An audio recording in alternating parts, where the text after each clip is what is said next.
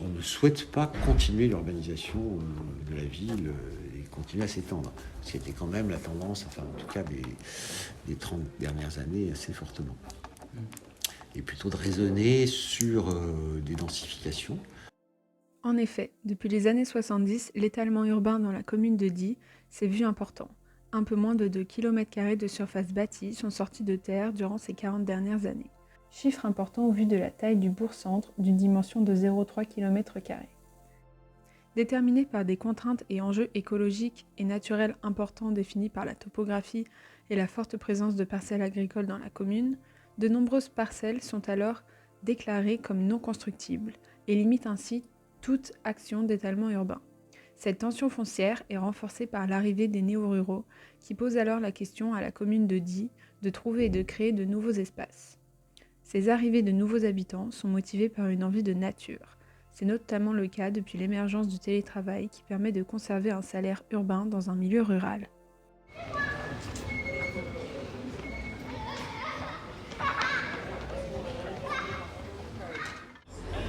Et l'avantage, surtout ces dernières années, avec le télétravail, les gens de nouvelles technologies qui apparaissent, c'est que moi, 80% de mes copains, c'est des gens qui ne travaillent pas à Die et qui travaillent à distance. Et puis il y en a qui vraiment viennent et travaillent ailleurs. Soit ils font des allers-retours sur Paris une fois par semaine, soit ils font un travail. Leur marché, je dirais, ils sont complètement ailleurs. Ces arrivées les plus récentes, motivées par le télétravail, ne sont pas sans conséquences. Leurs salaires souvent plus élevés que les locaux bouleversent l'écosystème foncier diois, qui connaît une inflation du prix du foncier depuis plusieurs années. Il y a des personnes qui arrivent avec beaucoup de moyens. Il suffit en fait de revendre un petit appartement à Paris pour pouvoir acheter ici une grande maison. Et les prix ont triplé, ce qui est catastrophique pour nous. Voilà. Donc des personnes qui arrivent avec des moyens financiers, qui ne travaillent pas forcément ici. Donc le télétravail provoque aussi des nouvelles possibilités où on peut vivre quelque part sans vivre quelque part. On a des gens qui arrivent de Paris ou de Lyon qui sont en télétravail et qui gagnent comme s'ils étaient à la Défense, quoi.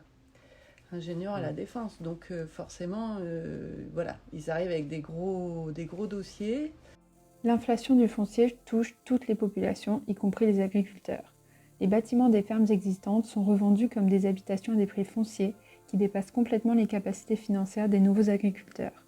Cela peut freiner leur installation car ces derniers ne peuvent pas se loger à proximité de leurs terres. En effet, devenir propriétaire dans la commune de Die exige désormais un certain revenu. Situation rare dans une commune rurale, fait contraster par l'arrivée de néos avec un capital économique de plus en plus important.